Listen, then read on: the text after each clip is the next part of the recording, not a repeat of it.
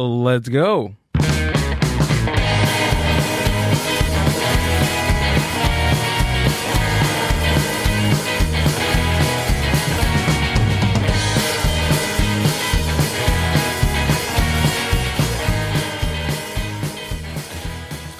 What is up, Mind Buzz Universe? Welcome back to another podcast episode of the Mind Buzz. I am your host, Gil, and working the board tonight, this morning, and this afternoon, whenever you're listening to this podcast, is a lovely Amber. How are you doing right now? I'm good. Beep, boop, bop, boop. Beep, I'm boop. great. You called me a weasel off air, so I don't know how I feel about Look, that. ladies and But I'm gentlemen, okay. we need to normalize we need to normalize just But I'm people telling being you that called. I don't want to be called a weasel. It's not about the animal. It's not Okay, about all right, well, normalizing it. Check it out. Say like 1 year, 2 years. Give me 1 year to 2 years, and I'm gonna normalize weasel. I'm gonna make it a You could 180. Call yourself a weasel then. I'm gonna do a complete 360 on the word weasel, and once it's prestige, if the word weasel is way better than the word genius, then you're gonna want to call me a weasel, please. I will pass. Thank you. Call me a weasel. Weasel me. God. Stop already. Stop while you're ahead. I know. You really weaseled that one in. I'm losing. I'm losing, ladies and gentlemen. You're going to lose when we get back to the house. I'm sure you weasel. If I have a black eye next week. Weasel, the wheeze. Let's get into today's episode. I am excited to talk to this next guest. He is a very funny man, also a comedy show producer. Please give it up for Gage Johnson. Woo! Ladies and gentlemen. What's up, Gage? What's up, man? Thanks for coming out, dude. Thank you for having me. This is a sick spot. This is like we went down into I don't want to give away the exact thing, but we went down to a basement. I thought we were gonna go down into the pulp fiction scene. Oh, yeah. I was waiting for a gimp to be down here or something. Speaking of which, R.I.P. Peter, what's his name? Peter Green. Yeah. That one hurt. Zed is dead. That one hurt a little bit. Honestly, I remember him in Pulp Fiction and The Mask. Dorian. Played Dorian, the anti-mask, or whatever I you haven't want to seen call that in it. so long. The Mask was one of the best. It's just like the colors of that movie. I remember so much. That's what you got a lot of colors going on here. It reminds me of like The Mask. Yeah? A little bit. It's like Okay. I see that. You know what? I am actually looking. Well, I found it on Temu. The like a movie quality, movie grade like mask. They have it on Temu, and then some other dude that sells them on eBay, but he prints them from a 3D printer. Okay. Yeah. And are you gonna wear that pretty soon? Wear it or just keep it in here. I don't know. I like movie stuff. Did they ever make like a licensed one? I don't know. Not that I've seen. I can't find anything. I feel like they I would. checked Like eBay. I checked Temu. That's pretty much all what I checked, but I couldn't find them there at all. Except Temu. I found Temu. I gotta get the suit, the yellow suit. Yeah. Oh yeah. That'd be cool. I think so. Maybe when I get skinny. I don't know if I don't think a fat dude ever looked good in a yellow suit Was there anybody? I mean, besides the Colonel. No, his is white. Yeah, but if you don't I wash think it'd it, be funny. don't I think wash it it'd a be fun. couple of days, it'll be yellow, or at least the neck part. Would Yeah, be yeah. yellow. I think it'll be fun. I think yellow's Yeah. like. I think I've decided recently that yellow is one of my favorite colors. Yeah, your bill's yellow. It's somebody the other day was like, "Why do you like that hat?" And I'm like, and they wanted me to like give some reason or whatever, and I just go, "It's fun. I just like it's fun." Do you like the neon yellow? Because one of my favorite colors is like mustard yellow. I like that one. It depends on what yellow, but yellow is just just yellow in general. Yeah, they were giving me a hard time, and I was like, it makes me happy, and they're like, that's the most autistic answer I've ever heard. And I think we as a society should just say stuff like that more often. Like if it's not hurting anybody, we should just say it just makes me happy. Why don't you just fuck off? Like Yeah. I agree. sorry, are we allowed to curse on here? Yeah, Of course. Okay. Amber does it all the time. I do. Yeah. Yeah. What's your favorite color? Red. I like red. Red is the coolest. Let's I just like red. let's just get that out of the way. Like it's Red Ranger, Yeah. Red apples. red meat. Yeah. It's just powerful. It's just like, I mean, Was there a color that your parents said you can't wear that it's color? black. Really? It was black? Black. My mom's like, you look like you're in a gang. I'm like, I could not look like I'm in a gang. Even if I tried to be in a gang, I was like Black? super Really? skinny, weak looking guy. I could see that because my mom too. Like if I ever wanted to wear like a black shirt and like a black bottoms, she was like, "Oh no, like it's too like Really? emo or too like rocker ish." It makes sense though. I mean, like there's things that, but I don't know if I'd, there's, yeah, she wouldn't let me wear black. I don't know. It was fine. I got old and I bought my own stuff that was black. Yeah. My whole closet's mostly black shirts. It's but I think the challenge is, like when you get band tees, sometimes you're like, am I going to get another black band tee again? I mean, do you end up getting another? Oh yeah, of course. I end up just by default. There's really not many band tees that are good, not black. Like, can you think of I can't. Maybe like the Aerosmith. Led Zeppelin. I think it's a Led Zeppelin. I forget what album it is or what song it is, but the one that Garth wears in Wayne's World. Okay. Oh yeah, that was a white one. That's a great white Led Zeppelin shirt. White shirts are fun, but It's iconic. They just get ruined. They just, Right. I don't know. Yeah, I feel like white shirts aren't for everybody. No. white shirts aren't for everybody. It's just black shirts are just, I don't know. It's the way to go. They're easier to take care of because white, for the life of me, I don't. Do you separate your clothes when you do your laundry? I try my darndest now. Yeah. But sometimes I'm just lazy and you just go, Last week I ruined 2 brand new white t-shirts. Now they're pink. You don't separate our clothes? They're pink now. Well, pink shirts, if you needed a pink shirt, you got a pink shirt now. Yeah. I'm just Actually, one of them is the bricked up shirt. Oh, it is? I bought the white Was it the bricked up like with free will, the flame boy kind of looking one, the World Industries one, or was it the truck? Oh, that was that one. that one was sick. I was so It's nervous making that one because It's awesome, dude. Thank you. Yeah. I was nervous though that the red was going to wash into the white or something somehow. No. Is that what Well, happened? now it washed into the white. Actually, Well, it's pink. But you could fix it, You right? can fix it. Yeah. Just throw some bleach on there. I don't know. I'm gonna fix it because don't know. it's I don't one of do my the favorite laundry. shirts, dude. I am not the one to know this. No. I've abandoned a lot of shirts. One of my favorite things is I like buying shirts. Like if anybody doesn't know what to get me for Christmas, I just like shirts. Like Dude. all the time. 2X, 3X. I could rock it. One of my favorite things on this podcast is finding out that other people have like the same obsession as me. You like t-shirts? I have like over 200 graphic tees. You probably have more than 200. Maybe. I'm probably Around the same? around that. I keep my shirts for a long time too. Actually, you know what I bought today? Actually, no, it's gonna help with my addiction. It's the thing to help. the folder. fold You bought the it? T-shirt folder. Oh, okay. So you're Yeah. gonna like, you don't have them like hung up. And that's the problem. I have most of them hung up, but then I just have that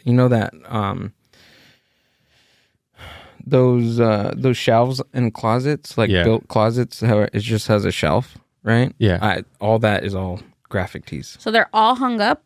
Like he has the entire thing filled to the brim, and then he still has the top Oh, of whoa. all folded tees. That's what I'm Yeah. saying. I think it's more than 200 shirts. Yeah. It has Oh, to then be. you definitely you had a sick one the other day. You had an Alan Jackson one, Yeah. but you had your jacket on stage. Oh, and I that's was right, like, dude, why dude. didn't you rock the Alan Jackson on stage? I Right. didn't know that was under there. And The hotter than a hoochie coochie. Yeah. Yeah, that's probably one of my favorite shirts. that's one of my, like, when I was born. That's like one of the earliest songs I've ever remember is Really? Chattahoochee. You know what? I didn't even know that he was a musician. Alan Jackson. Yeah. What do you think? I thought it was just a badass shirt, dude. I mean, yeah. I mean, So I got it and I was like, everybody, they're like, oh yeah, cool, man. And I was like, all right. So I looked it up and I was like, oh shit, this guy's a musician. you know what? That I like how that is though, because you're doing like the reverse thing of like the Kardashians wearing Iron Maiden.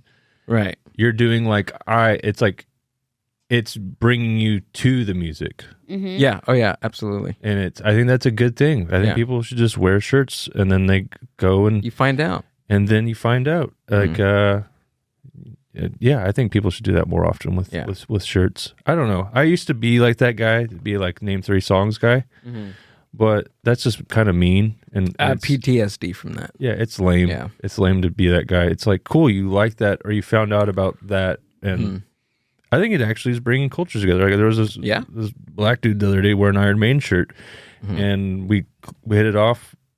I don't think he really liked Iron Maiden, but he was just like, yeah, and then we were just like, cool.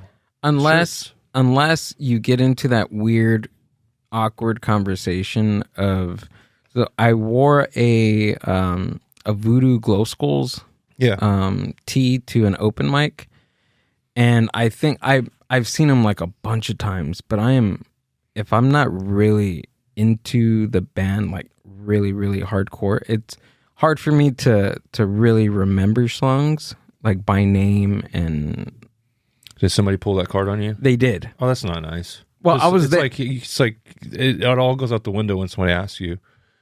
Well, they did, but they're, hey, like, what's one of your favorite songs? And I got put on the spot, and I was just like, I don't know. El Cocoy is pretty cool. Did they What say else? it like in a way that Insubordination was they pretty were really cool. curious, or were they trying to like jump ahead? I don't of you? know. He was I like just did right there. Sorry. he was like really stoned, so I don't know. It was one of those things where like, does it matter what I say to this person? Yeah, I think so. Yeah, But sorry. I didn't really get that far. I didn't know where he was going, and I just automatically got offended, and I was just like, I'm just wearing this t-shirt, dude. Yeah, I think I mean, you know what's lame is when the person tries to act like they Right. know everything about the band, and it's easier for them. I think it's cooler when somebody's like, I just like this shirt, man. And then I'm like, that's cool. And then they're like, I'm kind of into them. I'm learning it. But the honesty, I'm like, cool. But it's when it's like the try to be like that. Right. And I'm like, come on, just it's like, why do we got to be like that? That's how it was in middle school, dude. There was this one dude. I talked about it before. There was this one dude, Andrew. Will never forget him. Kiss is my ultimate. Like I love Kiss. Absolutely, since I was like 10, 11, 12 years old. No comment. We'll get into that. Sorry. We'll get into that. I mean, 4 Jewish guys from New York, like they made rock and roll sexy. Well, they made wearing makeup pretty badass. Anyways, we'll get into it. Yeah, understood. But it was also his favorite fucking band. I wore nothing but band tees in the 8th grade. Yeah. And he would pull that shit with me every single day, and he would expect me To kiss him. Yeah. And on top of that, he made me like for some weird odd reason, he would like fixate and remember what songs I told him like the days before. Oh. And he'd be like, no, you said that one March, I don't know, Tuesday, March 5th. I'm like, dude, are you serious? And then I was like, okay, all right. So I started naming all these songs, right? One day I started naming all these songs, and he was like, nope, you can't do that. And I was like, what? Why? And he goes, that's all on the very best of Kiss. I want you to. He was like, that's very best of. You should. What's your favorite album? And I was like, dude, come on, man. I was like, Deuce, and he was like, you can't do Deuce because everybody likes Deuce. And I'm like, no, you can't. You can't do that.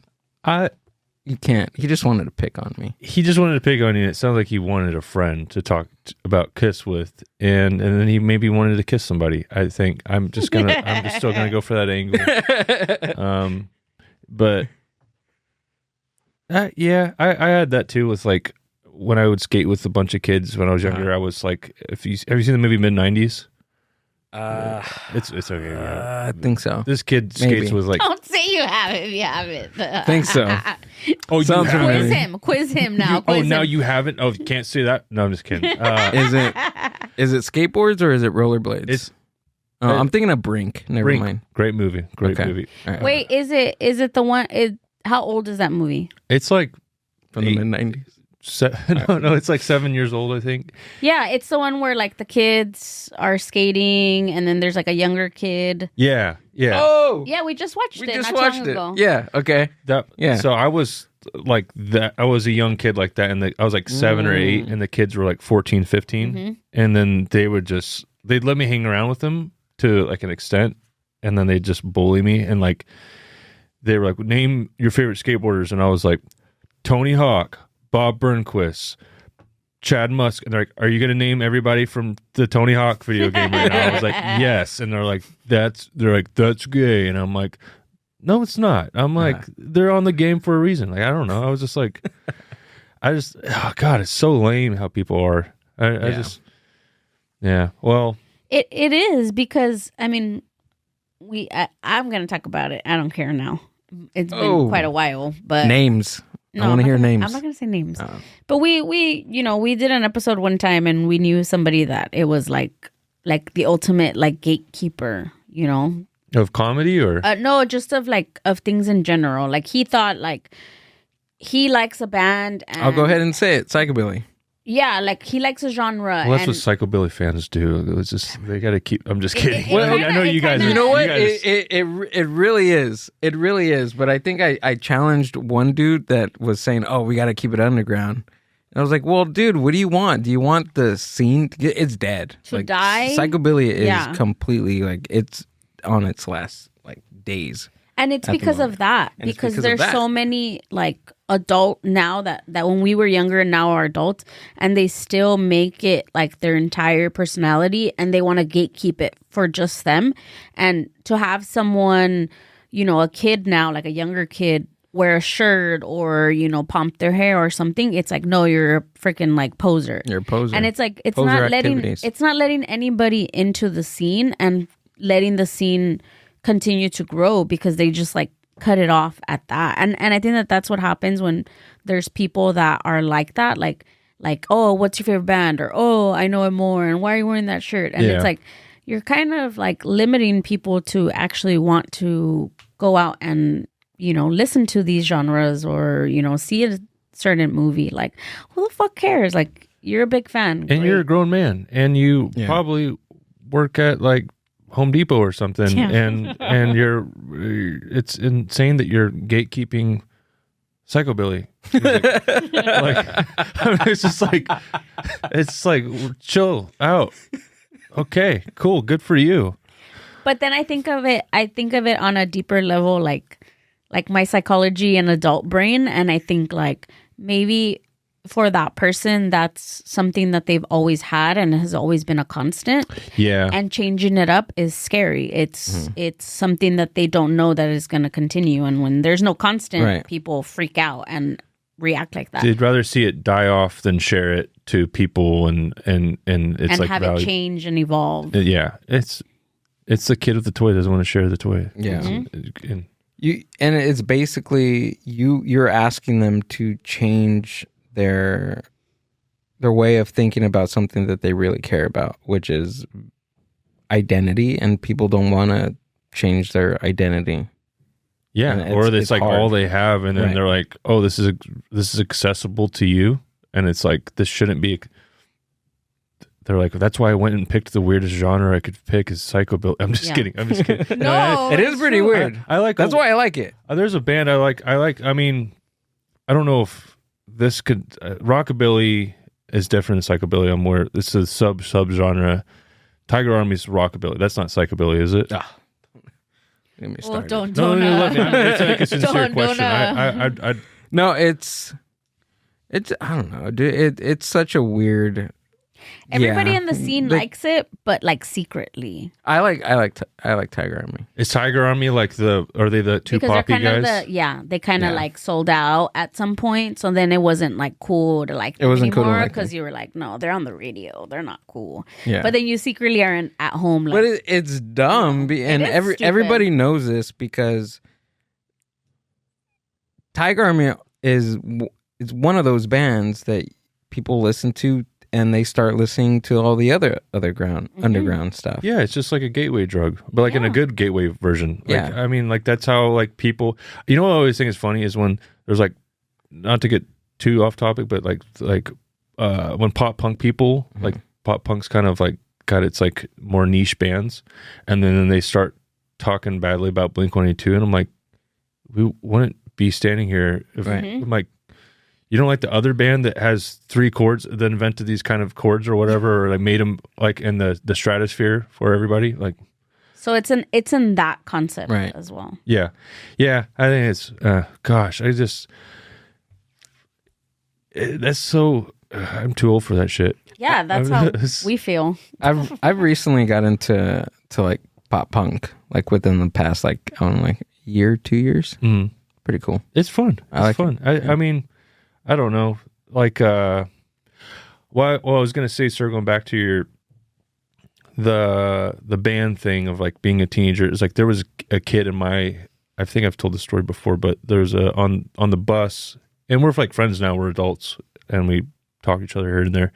He had like the Black Flag shirts. He had the Descendants, and like that section of Hot Topic shirts compared to the Warped Tour scene stuff that I was listening to. Right. And so I was trying to be like, oh, we're the same. And he's like, we're not the same. And I'm like, okay, maybe we're not. And I'd try to show him bands. Uh-huh.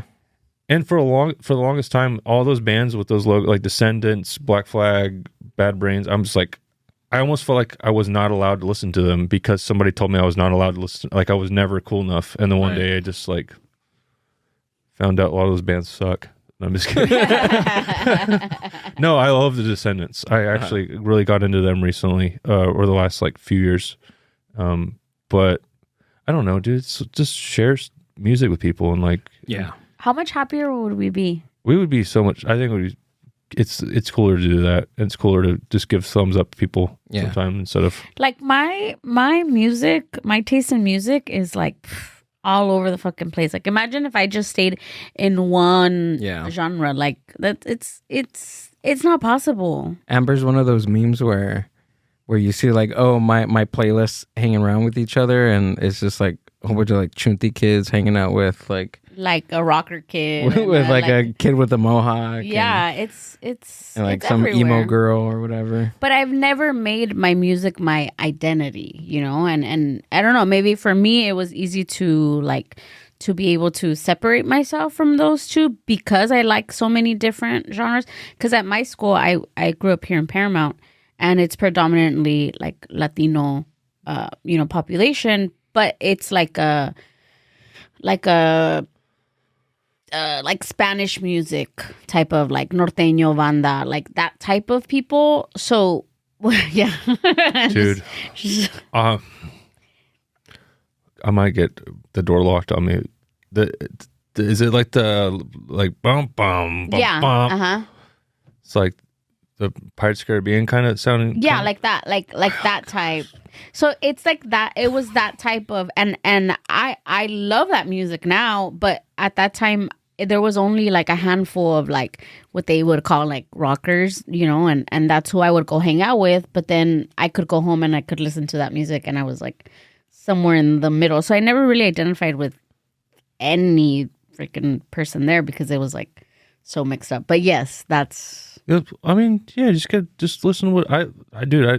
It's what's cool is when you find out like a lot of the bands you listen to don't even listen to like that genre. Like they just like listen to something completely different. Like is a good example is Post Malone. Like that dude, I actually learned about other bands through him. There's some old video of him driving around in a bus with his friends, like shotgunning beers, and he's like listening to Megadeth. And I kind of knew Megadeth, but I was like, what song is that? And he was listening to like Biohazard and stuff. And I was like, damn, this dude's like definitely really into the. So I think people are getting more open-minded and the subgenres are being more accepted with each other and stuff. And yeah, but I got to say, you were talking about the Latina culture. I asked this to Ricky. What is up with when you go to Whittier and on the back of most cars in front of barbershops, it is the Smiths, Morrissey, Misfits, and Deftones. It's just like, by default, I'm like, dude, what is up? There's actually I have the book. There's actually a book written specifically Morrissey and the Smiths about Latinos and Morrissey and the Smiths. For Morrissey and the Smiths. There's an actual book that somebody published. Like somebody did like research. Can you pull it up? There's research of why Latinos we are into these like bands and Why do you guys like bad music? No, I'm just kidding. That's what I'm getting at. He's like, I don't care. Sorry. You don't like the Misfits? I like the Misfits. Wait, hold on. October 1st to Halloween. But for somebody that listens to like pop punk, you don't no, like the I have Misfits? actually. You know what? Misfits, I take away from those other bands. You know what it is? I think that the horror thing you really don't like. I like it to a degree. Like you have a problem with like makeup. Maybe. Whoa. Let's get into it. I mean, no, because I'm a My Chemical Romance fan, and there's no way that they'd exist without the Misfits. You know, we definitely that's. Oh, this one. You know what? I think the Misfits. I think they would have been even bigger, and maybe they didn't need to be bigger, but I think they would have been better if they just didn't have the makeup. Because if you take away that aesthetic, it's just as cool, right? Like a lot of people like lean into the aesthetic of why they don't like it, and I'm like, no, take that away. It's really like good music. Like it's it's like right Elvis with like heavy guitars. Yeah, they kind of created their own like subgenre of punk rock, which I think that's why I like them, because they're in the same spectrum of like horror rock music that I like, and psychobilly is like a good chunk of horror punk. Oh yeah, I had somebody. There's a friend of mine that was trying to get me into some of the psychobilly stuff. And here's the thing, I'll say this, and to credit of Morrissey and all these bands or whatever. Sometimes when you're younger, you listen to a band and it just doesn't click, right? And then you get older and you're like, oh, this all makes sense. Like Tool's a band. I was like, I'd meet somebody and they're like, my favorite band's Tool. I'm like, that's why I knew you were weird. That just solidified everything. And I don't know, I'm not sure about that guy. And then I see a Tool sticker, like a friend, and I'm like, we're not hanging out with that guy anymore. He's into some weird stuff.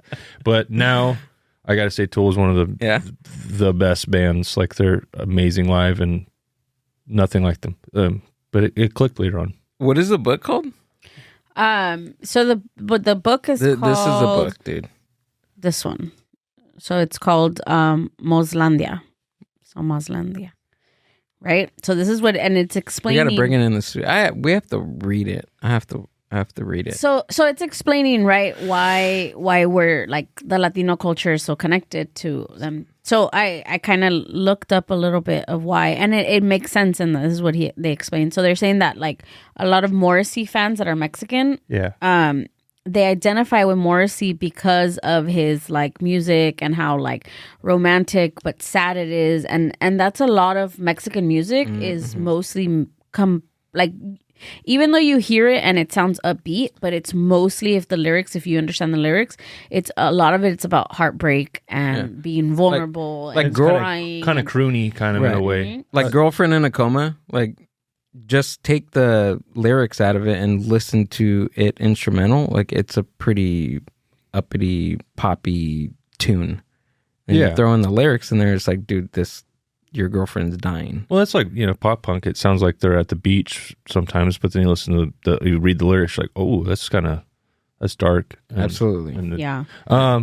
Yeah. I mean, I get it. I get it, and I listen. I respect people who listen, but sometimes I'm like, okay, what was it? What was the other one? Deftones. I can't get him to the Deftones. I might ruin Deftones for anybody else. Deftones sounds like Pauly Shore if he's having sex. Is it really? He's like, somebody. Louise. Like, he's like, yeah. It just sounds like Pauly Shore whining. Just go back and think Pauly Shore, and you're gonna go, I can't unhear it. Yeah. Morrissey's. You know what he did? He influenced one of my other favorite bands, and so I do get. You got to respect the importance of these things. Like have you heard of Brand New? No, they're like in the emo genre, but every album sounds completely different. They have an album that sounds like Nirvana. They have an album that sounds like the Pixies, but they have a lot of Morrissey references in their music. So there's that. You don't like the Beatles. Beatles are. I can't sit and listen to more than 4 Beatles songs and I'm like, okay, change it. We got to move on with our day. But, if somebody asks me what's the most important band in the world, blah, blah, blah, the Beatles. Yeah. But, doesn't mean like they're my favorite band. Right. Yeah, they can be influential throughout, music genres and pop culture, but doesn't mean you have to like idolize them and think they're the best thing that ever touched the ground. Or picked up a guitar. Yeah. But I love the Beatles. You like the Beatles? Actually. All the bands you hate are his favorite. No, by the way. I'm like indifferent though. I'm indifferent. I do this like joke. It's a fun joke I do with my friends that are Beatles fans. I go, Beach Boys would kick their ass. America. Honestly, they needed both of each other. They needed each other. They kept each other alive, and the Rolling Stones too. Those 3 groups, like in the 60s, the early 60s to the mid 60s, influenced every other rock and roll band in the world. Yeah, they definitely were like I put them in the Mount Rushmores of things, and I didn't even know that the Beatles were English. What? For like the first. Do you think they were from America? 5 years of me listening to them, you can't really pick up their. I guess no, I can. I could. You can now. I can because just listening to them for so darn long. I mean, yeah, I guess so. If you had never heard it before or never dove into it, yeah. But this is me listening to them like on K Earth 101 when I was like 8 or 9. I thought Smokey Robinson was a female for a very long time. Yeah. I thought Art LeBeau was black. I thought Little Richard was a woman. Because inside he wanted to. Art LeBeau was one of those that I was like, what? Like that was like the biggest shock. Dude, the best part was when he was like blowing kisses on the radio. Like the smooshiest, like drawn out, like. Did you hear him, Art LeBeau? I don't know if I can name Art LeBeau. Pull him up.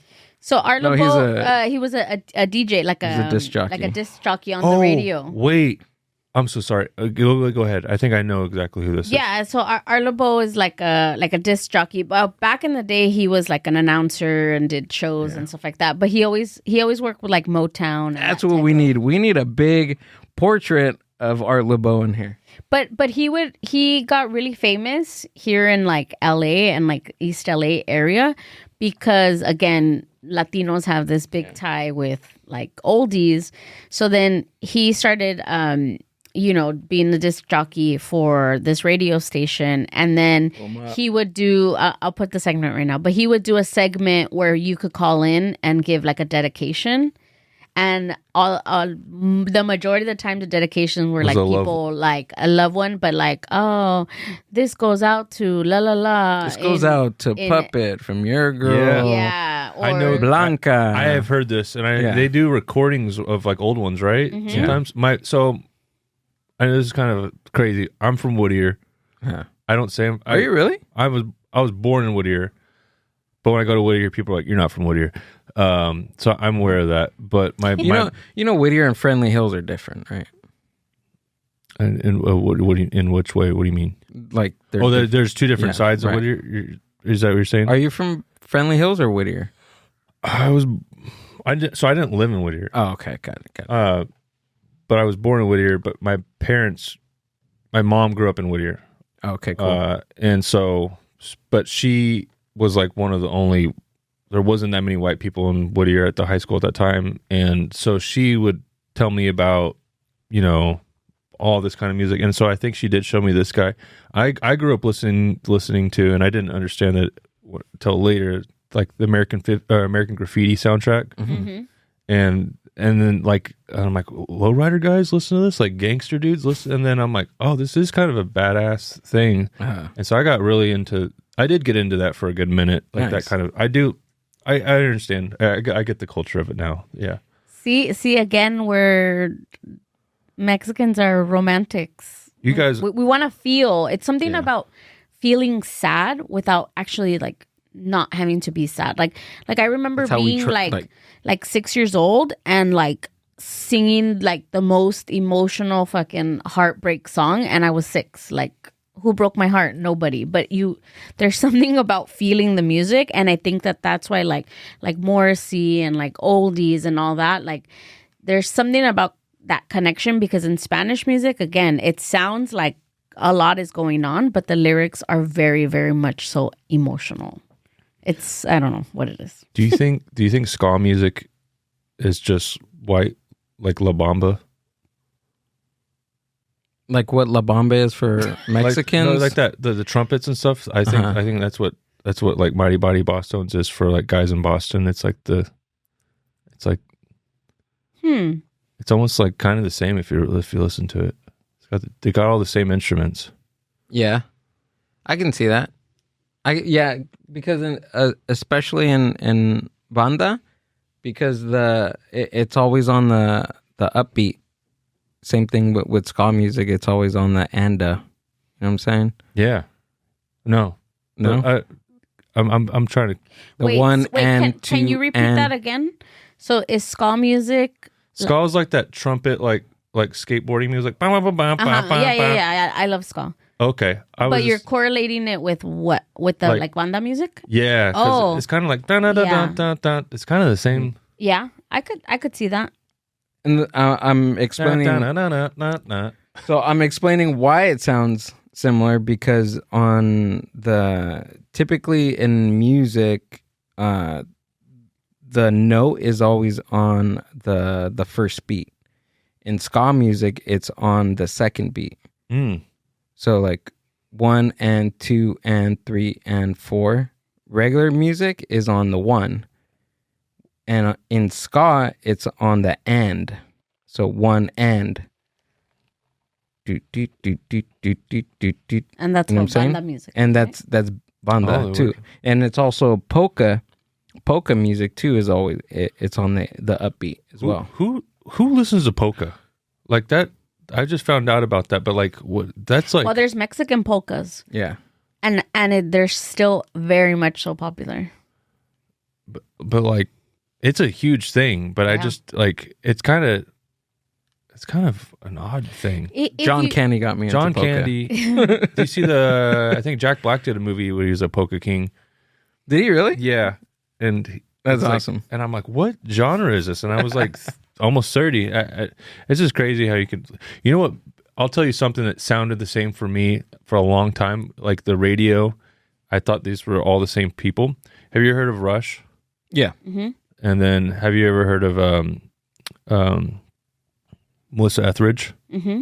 I haven't, but I know, yeah. I thought Melissa Etheridge, Rush, and Four Non Blondes were all the same person. Oh, really? I I mean, I could see that. Tom Sawyer. As a kid? Dun, dun, dun, dun. And then the next thing is, and I said, hey. I thought that, and so I got older. I was like, I thought Melissa Etheridge was a singer of Rush. It tripped me out a little bit, just how the brain could like correlate all these things when you take away genres and like looks of things. Because I feel like music, I mean, and of course people will say it, but music is all interconnected. I mean, there was only one genre of music in the beginning of time, and it's evolved as things. It was just people screaming.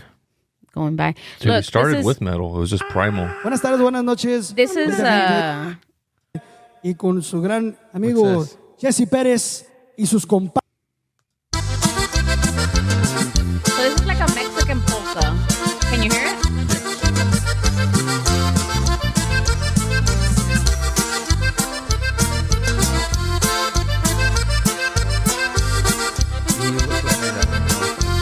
So it's That guy's really happy. You know, like I don't like this is He's like, God, we're playing this again. This is probably not my favorite genre of music. Next to not my favorite genre of music, but that guy is happy. Don't take that away from that guy. Yeah, no. He's really happy. That's what you know what? And when you see people that happy, you're just like, you go, Glen Coco. You know, you listen to your music, man. And Actually, with ska music, dude, ska got me really into like rock and roll music. But it was a Christian ska band. what were they called? The Insiders. Oh, ska Christians. It's Christian ska music. I grew up very religious. Pick it up, your soul. Yeah. Pick it up. The cross, Jesus. Pick up Jesus. But they got me into. From them, I started listening to other like Christian rock bands. Well, only just one, which was POD. Dude, POD was. I didn't even know they were like religious. They were the bee's knees, Yeah. man. Oh yeah. I said bee's knees because I want to be appropriate to a Christian. Them and dude, na na na na na na Switchfoot. Okay, Switchfoot. Right. Switchfoot. That riff is like heavy. Yeah, that's a good one right Did there. PLD start out Christian? Were they always Christian? Yeah, I think they were always Christian. Yeah, because they're the name, right? Payable on death, which is it's a reference to like you're giving your soul to Jesus, payable on death. Like you're giving, like you're paying, like Jesus paid the ultimate, price, payable on death. Still kind of gangster too. I Wait, guess. are you Christian? Yeah, I mean, I'm not going to be like, hey, everybody, like, I'm not Okay. gonna, like, but I'm for Jesus. Like, Okay. I don't like seeing my order number being 666. Like, I don't like I listen to metal bands that do have maybe some demonic things or whatever, but I'm like, I look at it like, well, I'm learning about the bad guy.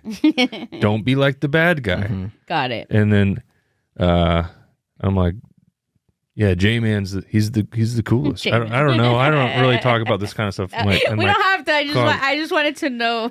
Yeah, I pray and stuff. The reason I'm asking is because today I seen somebody post. I guess somebody on another podcast. It's like a Christian podcast, and they were talking about how Home Alone, the movie. They were saying that it's they were saying, and there's nothing to prove it, but they were showing like the proof. But they were saying that Home Alone, the movie, is actually like a Christian movie. Have you heard that before? Well, I mean, it's not like I was just thinking. I don't know. Home Alone. I wasn't thinking it was like a demonic movie. Yeah. I was like, I guess so, because you're trying to do good things for people. I mean, like Star Wars could be a Christian movie if you want to look into it being a Christian movie. A religious movie. I guess if anything that you want it to be, when you start looking for like references and stuff, Right. you can make out to that situation. But yeah. Yeah, same thing with songs too. You can this song means this, when it's like some of it is just really up to interpretation. Dude, I watched the documentary of Judas Priest, and then they were getting sued by like this family that that had subliminal stuff, and they were like sitting on this one like like see it says kill everybody, and they're like, how does that even? Yeah. And then they're like, well, did you hear? And they started, and so Judas Priest went in. They're like, did you hear the other stuff we were saying? Like, order this burger, and it's like order now, order burger, and they're like, oh, you didn't catch that? Well, like that, and so it just kind of fumbled everything, and it was a really dark documentary, but it was kind of hilarious when they won. But The family one? no, the Judas Priest they kind of okay. they got out of it, but how it led to is really sad. But yeah, that's music, man. I think it's bringing the world together. I'll ruin something for you though. You know, I don't know, not ruin, but I just realized this. You know the song Stained? It's been a while. Right. You know, on the chorus it goes, and everything I can't remember. Yeah. Hold me closer, tiny dancer. I was like, oh, dude, it's Elton John. Oh. Wait, what? Yeah, it's the same, Same. like the tune. Oh, right. Hold me closer, tiny dancer. I'm like, that's the same. Didn't they didn't somebody sued like somebody over that riff? This actually happens a lot in music. Maybe I don't know. Maybe yeah. I mean, probably. Chuck Berry did the same thing to the Beach Boys. Yeah, with but I always thought that was more of like an homage kind of thing. Right. Did he sue them? Yeah. Oh, he did. Yeah. Because I mean, For it was Ramones have a lot of lawsuits if they want to do that. it was surfing. I think it was Surfing USA versus No. I know which one you're talking about. yeah. And I heard that way later. I heard the Chuck Berry one like way later in life, and I thought it was the other way around. But then the timeline, obviously. But I always thought it was more of like a homage, like kind of thing. I mean, like the Beatles, old Beatles sound like they're trying to do Elvis, you know? Yeah, Elvis and a lot of the female doo-wop bands in America, because that's all they listen to. They listen to a lot of the older records in back then, back in the late 50s. That reminds me of another song. My little brother ruined this song for my whole family till this day. Do you know that song that goes doo-wop-a-wop, doo-wop-a-wop? The oldie? Yeah. Mhm. Uh-huh. My brother was like 5 or 4, and we're in the car, and he's like, "Do you wash your butt? Do you wash your butt?" And it's just like now, and we're just like, we can't. Do you wash your butt? That's awesome. And we were so mad because we love that song. And do you wash your butt? That is funny. That's really funny. There's a lot of songs now too that are coming out that are using the same like track, or I guess like the songs. And then like my nieces and nephews are like, "Oh, that song is so cool." And I was like, "Yeah, you know where that song's from?" Yeah, And then they don't know the original, and I'm like, "Yeah." Oh yeah, dude. Oh yeah. But I think that's been going on for a long time. I mean, they kind of did that in the 90s, but I mean, yeah, I don't know. I don't really. Sometimes I get mad about some stuff, but then sometimes I'm just like, that's cool that they like repurposed. Yeah, like some of the like Sugar Ray. I feel like Sugar Ray is gonna get cool again. Oh, dude! Every time I have like one of the greatest streams ever in my life, Sugar Ray is the track. Just timeless sounding. Yeah. I saw them live. When it's over, that's the time I fall in love again. Boom, boom, what's the other one? The every like, morning there's a halo hanging from the corner. I cheated on my girlfriend last night. Like he's like totally talking about cheating on his girlfriend, and then you're like, All we don't care. Star. R.I.P. Hey now, you're an all-star. That's the Smash Mouth. Oh no! Oh yeah. This Sorry, thing, never mind. it's definitely the same year. Never mind. That makes me sad. Scratch That guy died. yeah.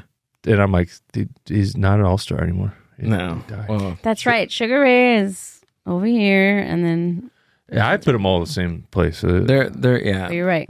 I remember I went into that talk about 90s, like early 2000s, like when you wanted a CD and you kind of hear it on the radio and you don't know the name. I remember I was singing it to the lady at the CD store. I was like, She's like, what's CD here? And I was like, your brain got a smile on your head, gets dumb. So much to say, so what's the sound? I'm just down the back street.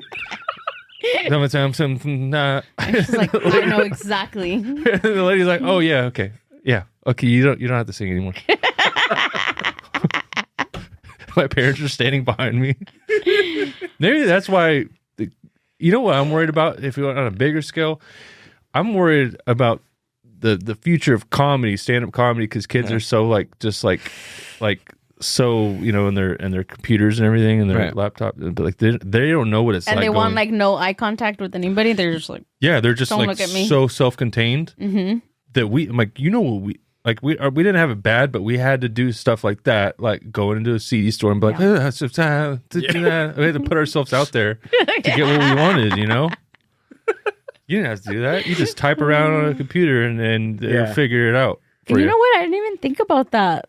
Yeah. That we just, there was no way of us you're like, knowing. you know that song that went, I had to run into like my parents' bedroom and ruin whatever they were watching on TNT to show them Good Charlotte. I'm like, watch this. And they were like, what the hell is this? And I'm like, this is the handsome boy. Or when you wanted a song and you wanted to record it. You can even show them a picture on your phone. Yeah. You couldn't even do that. But remember did you guys ever record like from the radio? Oh yeah, all the time. I don't know if I was that I didn't have the record. We had like a tape. Like it was like a tape player. I had tapes, dude. Hell yeah, I had tapes. And then you just had to wait for the song because you kind of knew, okay, they play, this song is popular. They're going to play it every hour at la la la. And then me and my sister would like literally just like hang out. K-Rock, right? And then wait and then record. Boom. I think I got a record or a tape player like later, and it was kind of like antique-y. And at that point I had a computer, but I would have done that if I didn't have that. Yeah. I traded like, this kid had this bootleg iPod Nano that could record. And I thought that was cooler. And I think I actually traded him my iPod Nano for his bootleg one because I'm like, you can record stuff on this.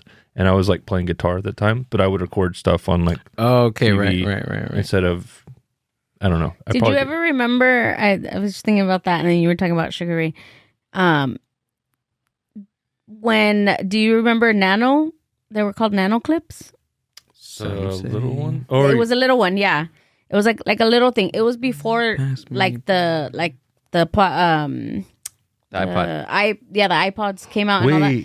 And it was tiny, and it was like a little mini CD thing, and then you literally would put it and it would play like 30 seconds of the song. I remember that because I gave a girl in second grade one of them as like I like you, and I wrote her I gave her like flowers in one of those. Yeah, so it's a Nano clip. Do they have it? That's what they were called. But it literally played like 20 or 30 seconds of a song, and I had like 4. Would you just keep on like listening to the 30 seconds over and over and over? I had NSYNC. I had Sugar Ray. I had Britney Spears. And what was the other one that wasn't NSYNC? Backstreet Boys. Oh. And it was literally just 30 seconds. And then I would just like, I kept doing it for like hours. I did that 30-second clip with the Batman and Robin VHS with the soundtrack commercial. I would just listen to the soundtrack commercial that had all the songs and like Smashing Pumpkins, and it's like, and then I would just like listen to that again. I would just like over and over again the soundtrack commercial. Yeah, it was a thing. Do you remember burning CDs and like putting a lot of effort into them, and then and then your friend didn't really listen to it, and like you're like fuck you, dude. That happened to me with my mom. So I did that. I did that for Mother's Day one year. And I put supposedly all the songs that remind me of my mom. And they really didn't remind me of my mom. They were just songs I liked. that I kind of wanted them to remind me. I wanted them to remind me of my mom because I liked them. But did you tell her these songs remind you? Yeah, I wrote it on there with like a Sharpie. What songs were on there? I know for a fact it was Closing Time. Closing time. I don't know why I put that. I like that song, but there was no meaning behind. What year is this? Because I'm trying to, like, if you. What year did I do this? Yeah, well, if you had to guess. I mean, I was already using the computer, maybe like 2000, 2001, So I was probably like 10, 11. You know what's really weird is if I did that for my mom at that time, it would have been, there's something about white moms that loved gangster rap, and they like my mom would be listening to like I got the magic stick.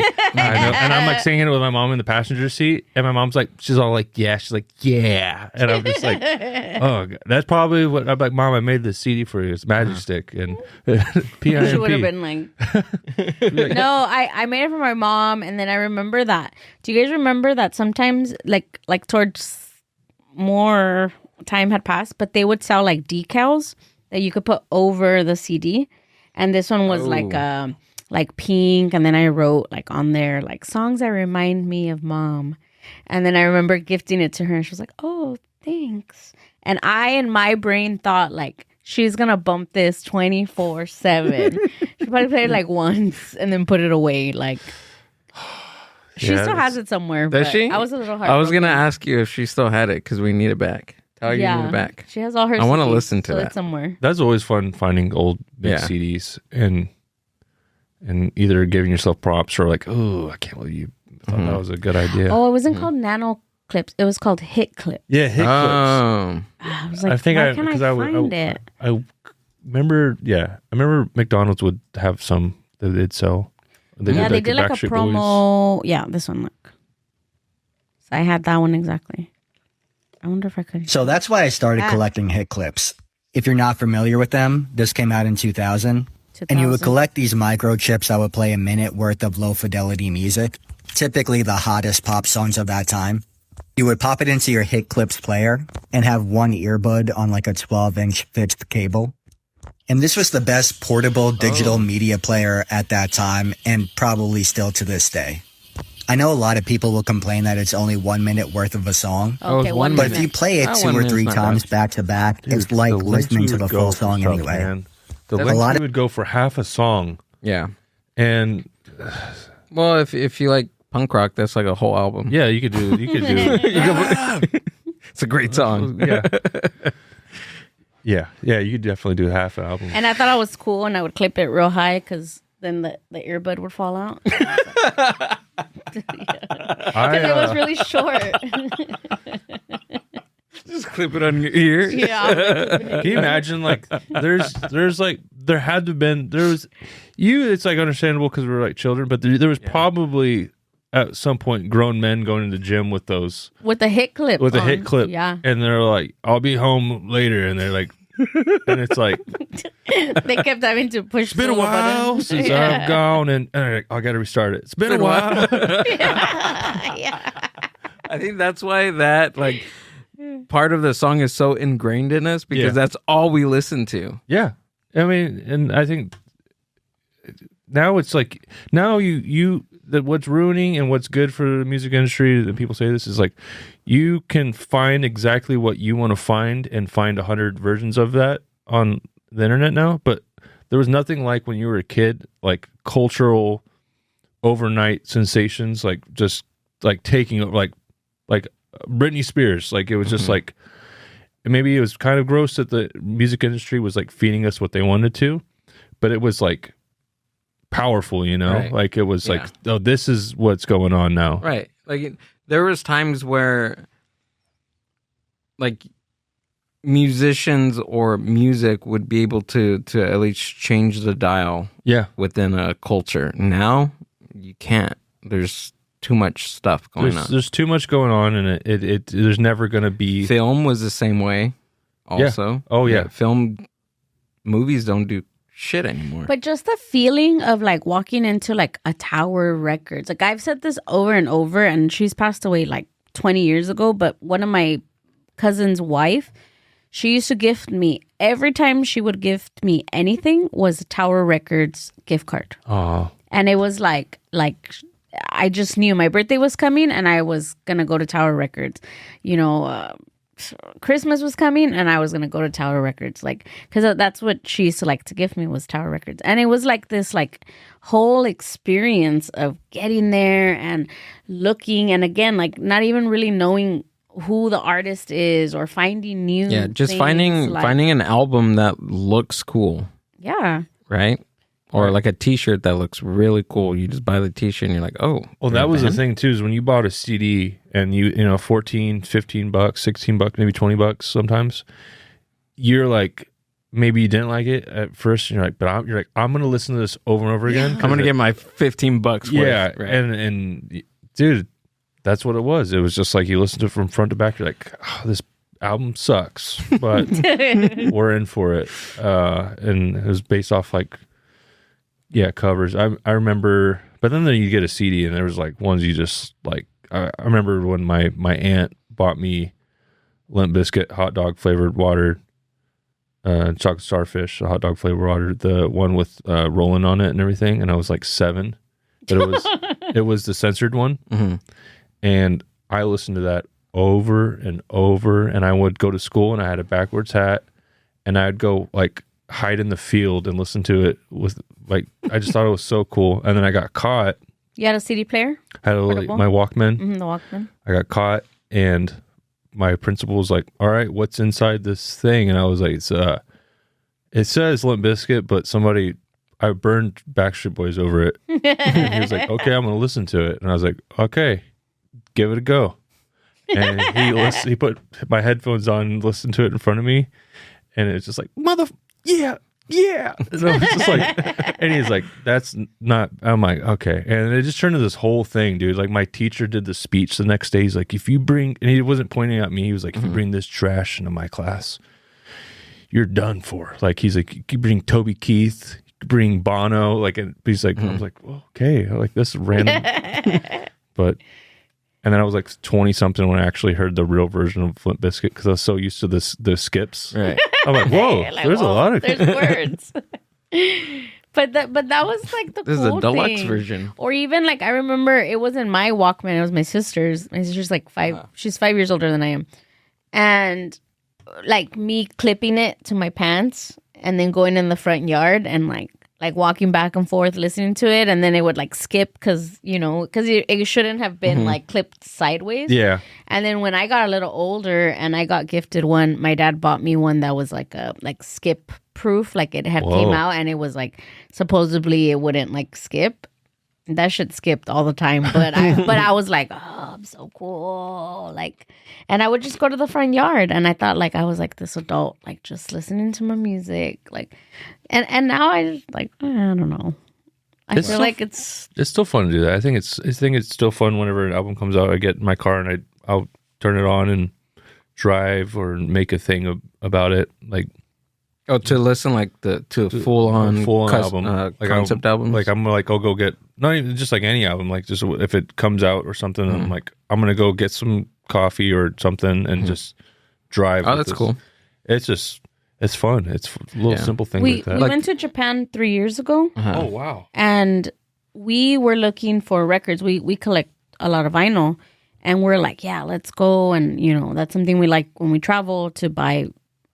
Records, and they were like, yeah, they're over there in the corner. Like there wasn't a big selection, but what reemerged for them, and this is 3 years ago, were CDs. Oh, I've heard There's that. like a whole resurgence of CDs. CDs sound really good. Like my friend got a CD given to him the other day, and he put it in just because that was the only, I gotta go find a CD player. Right. I forgot how good CDs sound compared to like MP3. That's what he said to me. And really, and I mean, I'm too lazy to do it. I mean, but I think every format does have its, if they're certain masters of it, like sometimes, let's be honest, sometimes vinyl sounds like shit. And it sounds cool when it's all crackly or whatever, but sometimes it's just like I like collecting vinyl too, but it depends on, and this is what I found out, it depends on the type of needle you have and then also the type of system you have. Because honestly, we don't have like the greatest. Like, honestly, ours is like not good, and I want to get like a better player because I'm spending way too much money on vinyl to listen to it on like a toy, basically. I was kind of like, that's where I was at, and I had a moment where I had to stop because I kept buying a lot of vinyls, and And then I would have friends over, and they'd be like, "All right, cool." And I put it on, and they're like, "Change it to the next one." And I'm like, "That's how it works." You can't do that. And then they're like, "Okay, just put it on your MP3, the audio that has the Bluetooth on it." Bluetooth. And I'm like, "All right, fuck it." It's like after like 5 minutes, we just put on. And I just came to this conclusion though that it's like collecting vinyl for me is like, and I think maybe possibly for you guys, I'm like, if I were to die and somebody saw my collection, they're like, "Oh, I get who this person was. Yeah. This guy was weird. He's got like hardcore, and then Beach Boys, and then Jack Johnson album right here." Yeah. And I don't know. I'd like that to be like, oh, I understand who he is. And then bands nowadays, like smaller bands, I'm like, oh, I'll go spend $25 towards that, and that's like gas money for them. It's like, oh yeah, 100%. just like support your bands. But that's what this new media and having like media at your fingertips has done to us is that we don't, or I could say we as me, like I don't listen to a whole album. Like I just don't. And sometimes I even get to like a song and I just want to get to the middle part that I know, and then I skip over it. And it's like my attention span for music has like shortened. And that's me as a person, but I'm noticing that that's happening to me with all media. Like That's why TV they make and things like that. That's why when you look at Netflix series, though, like a Netflix series is a longer Martin Scorsese movie broken down into a digestive kind of way. Yeah. Like we digest things like 30 minutes at a time, and they're like, oh, we're just getting a longer Goodfellas movie, and we're going to cut it at 45, and it's like a little bit more detailed of a movie. And that's why I think like really good Netflix seasons is just like longer movies when like, right. I don't know. I think because we only have a certain, Like attention span. And a lot of songs now, like a lot of pop songs are only like 2.5 minutes now. Cause the second's over, you're like, I'll just listen again. And the streams get bigger and bigger. That's why you don't see songs nowadays that or pop songs are over like 4 minutes. And versus what, the 70s when they had like 13-minute songs? Like the Doors, I think the original, like one of the recordings of Light My Fire is like 14 minutes long. Pink Floyd. Yeah. Pink Floyd could have like 4 songs on the album, and it's like an hour and a half long album. Radiohead, I believe, is the same way. I don't know, but I'm lying. Yeah, no, not Radiohead. OK Computer is my favorite album. Is that from Radiohead? From Radiohead. That's one band I don't think is I'm gonna try. I'll try again later, and I think just that album is like probably like that's it. And Creep is on, I don't know, Oh Honey or some shit like that. I have no clue, but OK Computer. I'll give it a go. I'll retry it. OK Computer. I thought Pink Floyd sucked for a long time. And okay. No, you gotta go back and now I love Pink Floyd. Yeah. You know, one band you have to. I'm sorry. You have to sit and just don't do anything else. No, I understand that. You like know what I mean? I understand that. Don't do anything. Just sit in a room, turn off all the lights, sensory deprivation, and listen to OK Computer. Yeah, I think that's such a fun thing. Yeah. I totally get you. There's albums I have that are very much like that. Dude, I got into Dave Matthews when I was like in my late 20s. This is me listening to OK Computer. Just staring. I do that with the sauna at the gym. I listen to like really long albums, but I don't know. They say, this is what they say. Are you familiar with Dark Side of the Moon from Pink Floyd? Yes. They say what Dark Side of the Moon did to rock music in the 70s, basically OK Computer did in the 90s. Okay. With that music. And that's what they said with Creed. That's true. Yeah, that's true. And that's what they said about Now That's What I Call Music Volume 3. Lenny Kravitz and Fastball. Yep. No, I understand what you're saying. Fastball. Fastball. Oh, no, Paul Wall? I thought you meant like RuPaul. I was like, oh, he does music too. Oh, no. That would be cool.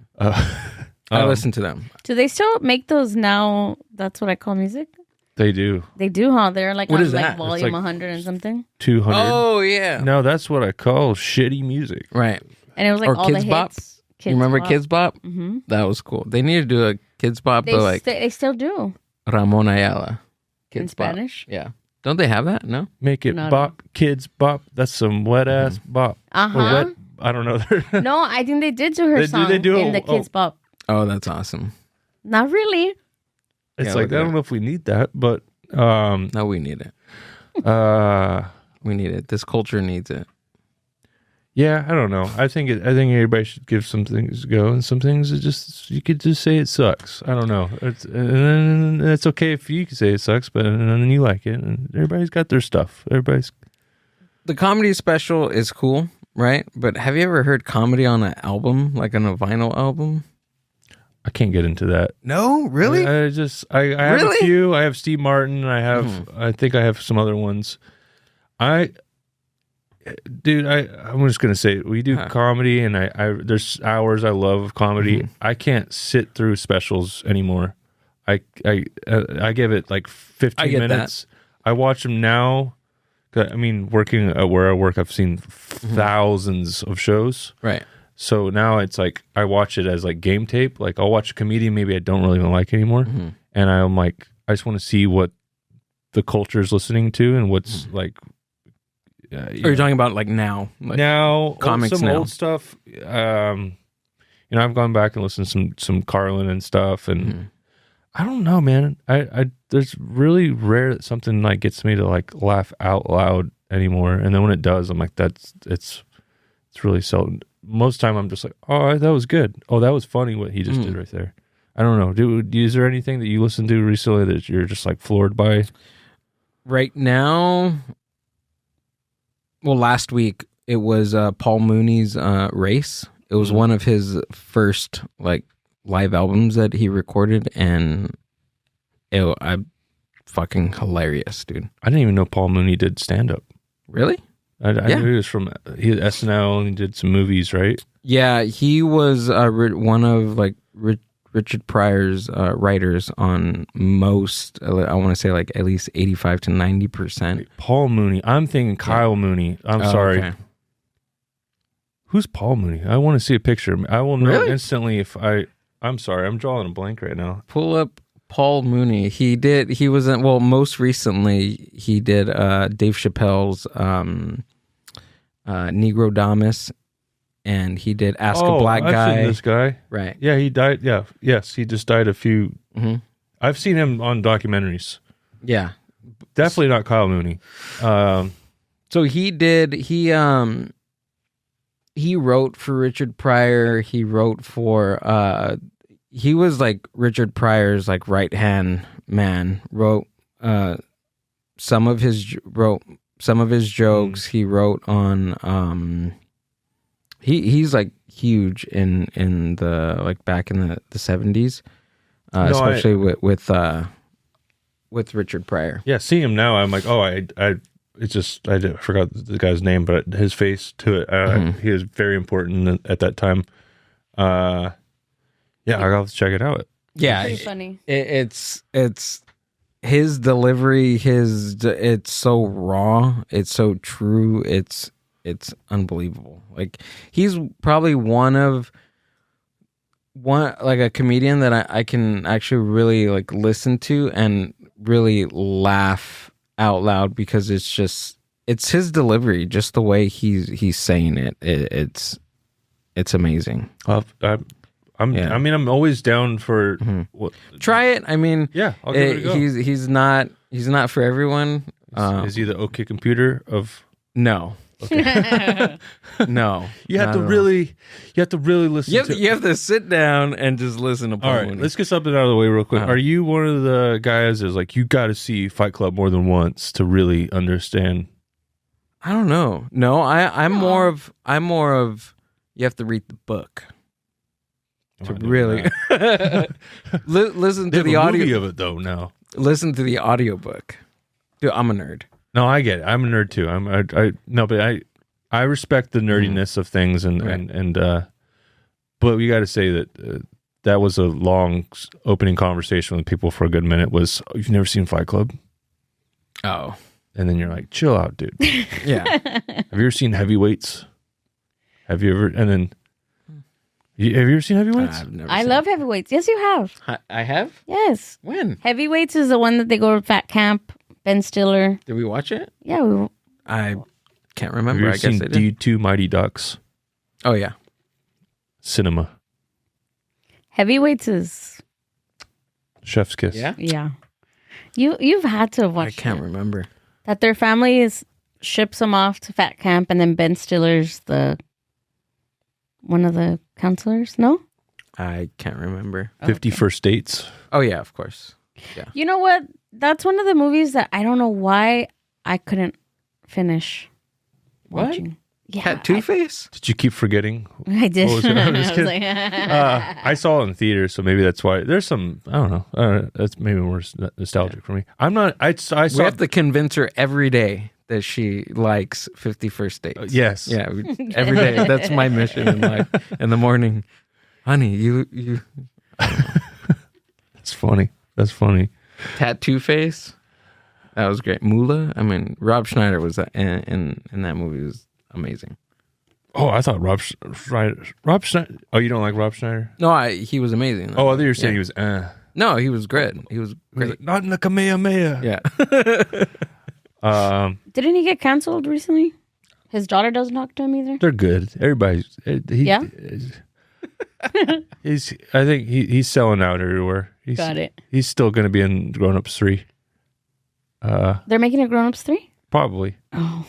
Dude, Yeah. if you want to talk about specials, do you see, and I've wore people's ears off on this one. Have you seen Adam Sandler's last special?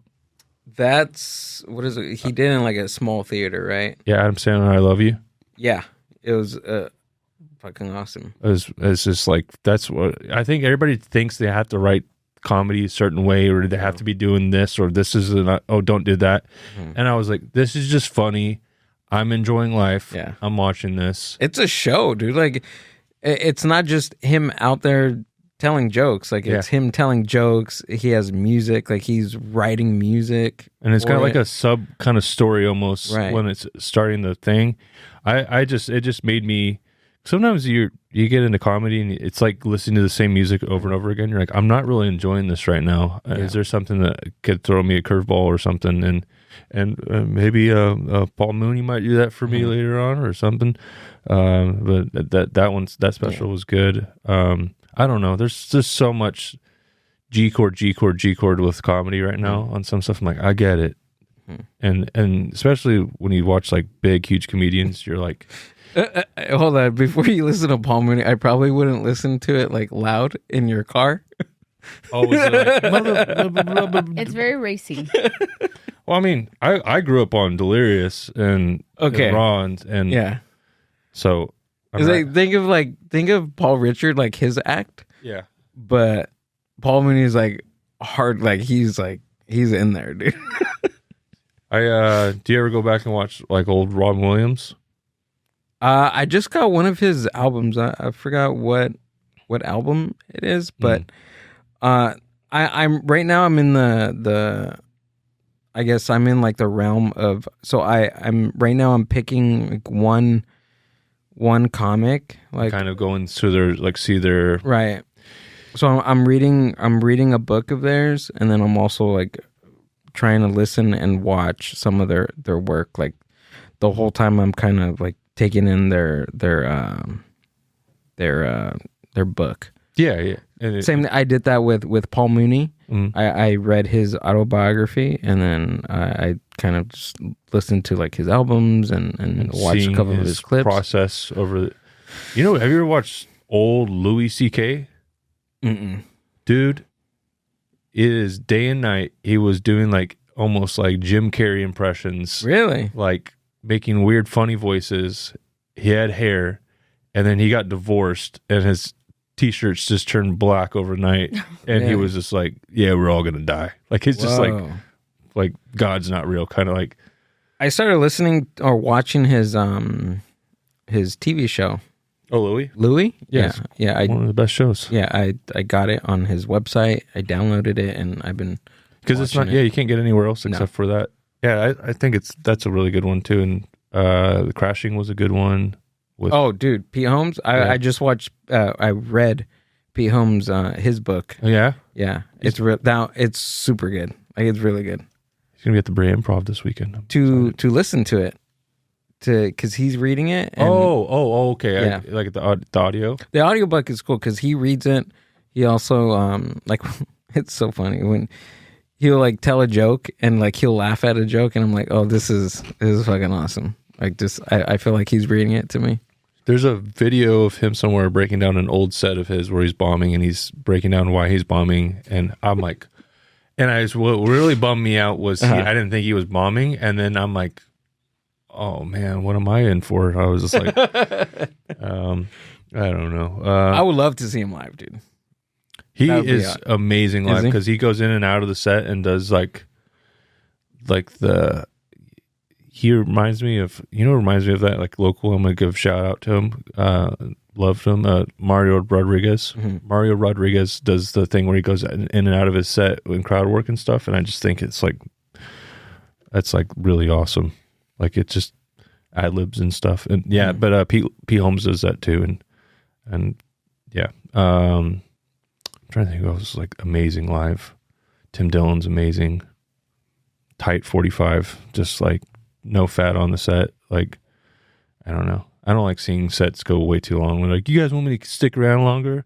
And they do the worst thing is when they get the stool and then they're like, yeah. And they think it's going to be like a late night, like Dave Chappelle thing. And I'm like, get the fuck off the stage, please. Yeah. I witnessed one of those like a few months ago, and I was just like, no, you took a wrong turn. You started talking about politics. Why did you do that? Just gonna bring that up. Who That guy? Oh, the one that asked me if I liked impressions. Yeah. He tried to make fun of me, and I was like, Yeah. is he a newer comic? No, No. he was one of the Latin Kings of comedy. No. Yeah, so I'm trying to make it a point to see at least all of them live. I still his need name? it. Alex Raimundo. I'm trying to. Alex Raimundo. I'm trying to watch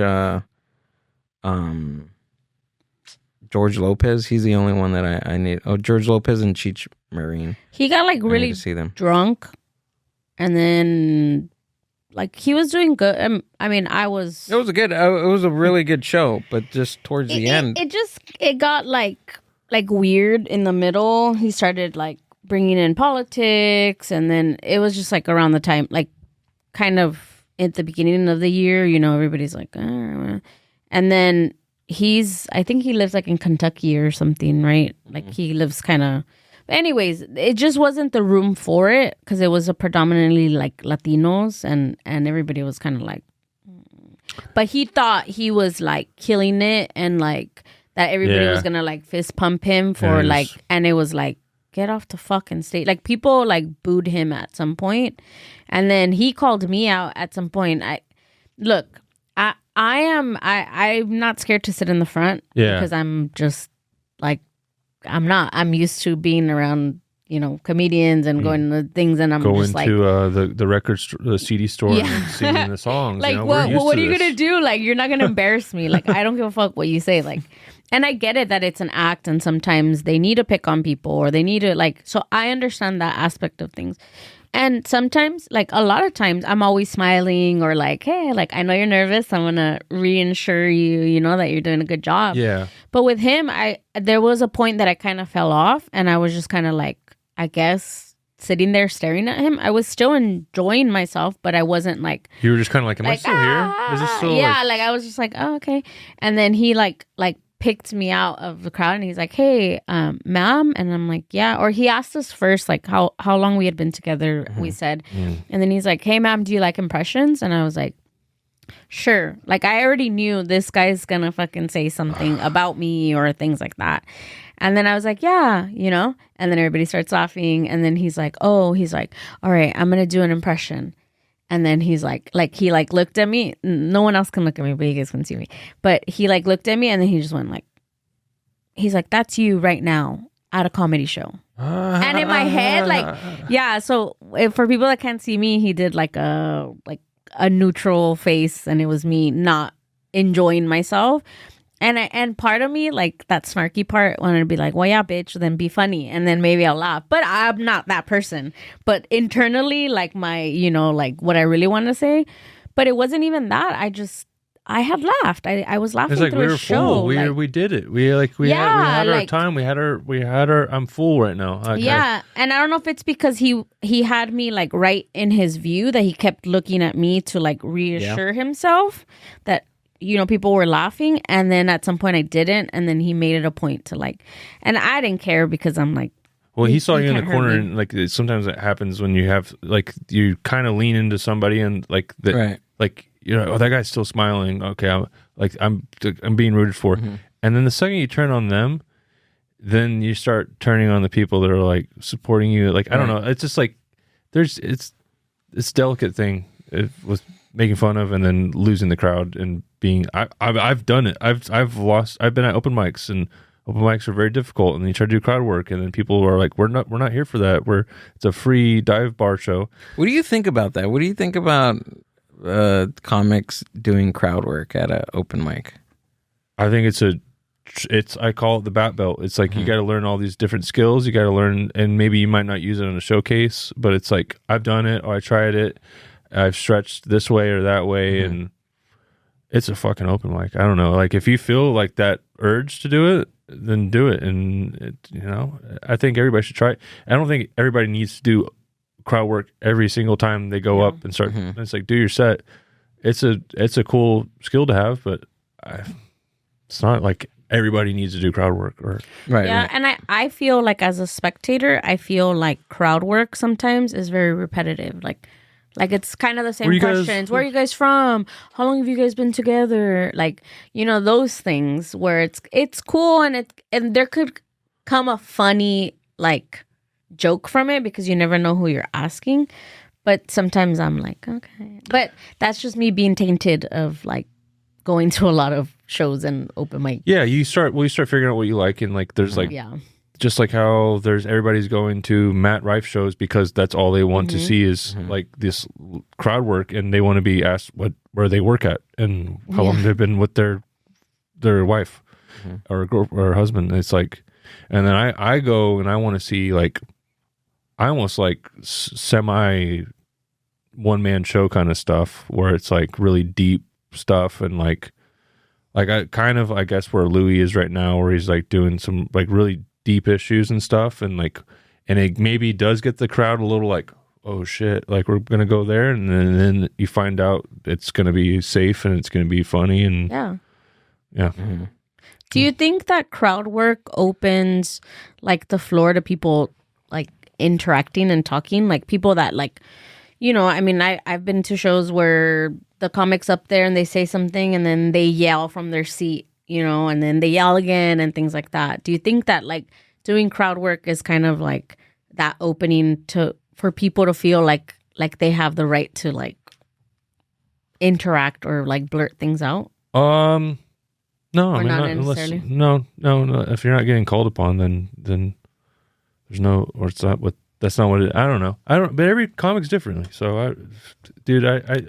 I think what you're saying, right, is I guess your comedy show, a comic may have a setup to where they ask a question, which is a rhetorical question. Oh yeah. And I think what Amber is saying is an audience member answering the rhetorical question a symptom of the popularity of crowd work, right? Kinda. I just mean because I know that there's people like that go to comedy shows and they're in the crowd and they're just like yelling things, right? Even if you tell them like, please don't talk to the comics unless they talk to you, and then there's just people That's just that are an just annoying like, person. I don't know. Yeah. I don't know what that. It's a symptom of being So what I'm saying is like, I old wonder if there's a woman, correlation with lady, like women, people. men too. Fuck you. If I there- said men I too. think Men they're do women. it too. But I'm saying like, is there what I'm thinking, right? And I don't know if there's an answer to it, but like does that open for people to be like, oh, well, they ask us questions and people talk in the show, I can automatically talk. But I guess that's what I'm saying. It's a symptom of that. A tiny bit. I don't know. I don't really think it's the best to ask a broad question to an audience, because then I've done that and it just doesn't go well, because I'm like, has anybody seen Avengers Endgame? And then everybody's like, do you say yes? Do I say yes? And then it's just like when you ask a broad question, it always gets really weird. And then people are like, I'm like, okay, nobody saw Avengers Endgame, the biggest movie this week at that time. and so I just try to steer clear of that as a whole. I guess I could say for myself. And I don't know. But is that a rhetorical question, like in your act? I guess. I guess right? No, or that joke just wasn't that well written at that time. But I was trying to be like go into a segue, and so I'm like, "Are we going to do this material? Absolutely not. We're not going to talk. Nobody knows. I don't know. I think some people are just annoying, and if you ask too many questions to the audience, sometimes you don't want to do that because you want to like. I don't know. I'm just saying from my perspective. Fucking. No, I get that. I don't want to do that because I would. They don't want to be. You can't take them by the hand through everything. You got to just. Yeah. They want to be shown right the way on some things, like Yeah, I've literally I found that out from just listening to past sets, and I would. A lot, I think I want to say like at least 85% of my earlier material, I would ask a question like, do you know what this is? Yeah. You know what I mean? Or are you familiar with this? Right. And I guess somebody really pointed out to me, like I sent them my set and they're like, you ask a lot of questions. Just do your setup and do your joke. Man, you know what I mean? It's easier said than done because you get into some audiences and you do showcases for other comics and they will have a different culture, age, right? And they might not get the references. So sometimes it is a little safety net, right? Which a lot of my earlier material is a lot. It's Latino based, like it has to do with the Latino culture and the Mexican American culture. So I think that's why I did it at the beginning. Now I kind of don't. I don't know. It just depends on where I'm at. Yeah, I'll ask. I don't know. I think it's a process, and yeah, I don't ever like somebody just yelling out something random. I mean, but I think at this point you gotta. That's why crowd work's important, is to like polish that up, because you'll be able to reflex off that, or go, oh, we're not doing that. Are we going to do this right now? Are you gonna? And you just be able to like really work with that. I mean, it doesn't need to be turned into an interview with that person. Every show is different, but just having these tools of like, just in case, because I've seen huge, gigantic comics. I will not name drop, but just freak out on people on stage and just like shut down a whole room because somebody yelled out, "I love you," and I'm just like, we're really gonna stop the whole show because you. Yeah. Oh, God, that's awesome. Like insufferable. Wow. That happened recently, remember? I'm not going to say where either. It wasn't a big name, but it was like a small show. And remember the lady that was sitting in the front row and was talking and talking? And then the coordinator was like, I'm going to go tell her to shut the fuck up. And then she came out and she was like, you were on stage. Oh. And she stopped your set to tell the girl to shut the fuck. Like she made it more awkward than it needed to be. Like this girl was talking and she was drunk, like mind you. But Gilbert had just gone up there and he was like already kind of nervous, and then he started like getting into his groove. And then this lady, because I was in the green room, and then she said, I'm going to go out there. I'm going to tell her to shut the fuck up. And then I was like, you want to do that right now while he's on stage? But that also made me think, do I ask a lot? Do I ask too many questions? Because this lady was like answering. She was like having like a full-on conversation with him while he wasn't. No, but you weren't asking that many questions. You hadn't asked that many. I think she was just like, hey, do you know who Frida Kahlo is? She was like, oh my God, yeah, I know who Frida Kahlo is. She's married to blah, blah, blah. Like that. Usually that's when I go, oh, let's talk about it. You want to talk about it right now? Let's talk about it. Or I go, oh, this is, you think you're at home watching the TV. This is a two-way thing. Are you okay over there? Or I just think it's so funny when comics like put people on the spot like that. To me, I think it's like I was waiting for her to do one more thing, but then that's when the producer of the show, she was like, "Hey, you don't talk to the comics. You're messing him up." Yeah, that's She not. stopped the show If to they're- say that to the guest. See, this is like a case by case thing. If somebody's Right. like blatantly trying to ruin your set and just, I like, don't think she was trying to do But that. if they're having though. fun and they're unaware, I Yeah. think there's so. a I think kind that's what way it was. of like that is a comic's job, I think, to Right. either be like, "Yo, what are we doing right here? Are we Right. okay?" But be kind of fun and like Right. and have fun with them, kind of in a way. I think that's a skill in itself. It was And a teaching moment, and then if learning moment. if you attack this person on stage, Mm-hmm. then you lose the whole room, and they go, "This guy's losing his shit Mm-hmm. up there." And let's pretend to listen to the rest of his story or whatever. Right. It's not good, and I don't know. It's a skill in itself. I had it one time. I was at a dive bar Christmas show, and free shows, they're not obligated to listen. You know, they're Mm-hmm. just like, Yeah. we walk to the bar. I don't need to stop my conversation with my coworkers to listen to your set. They're just, people are just talking. It's like like if you looked up audio of a restaurant, it just was that. It was just like clinging and clanging and talking. And then this lady stood up and she's like, looked at everybody. She's like, "Shut the fuck up!" And then everybody was just like, You're on. "Yeah." Wow. To You're on stage. everybody in the restaurant, Oh, okay. to thinking they're In helping defense me. of you. Yeah, and I'm like, I was like, give it up for my third grade teacher right here, like, just because it was like all these teachers were out that night, and then the people were trying to pretend to listen to me, and I'm just like, they're not obligated to listen to me, like, Yeah. and that's why it's crazy sometimes, but it's fun, right? I had fun.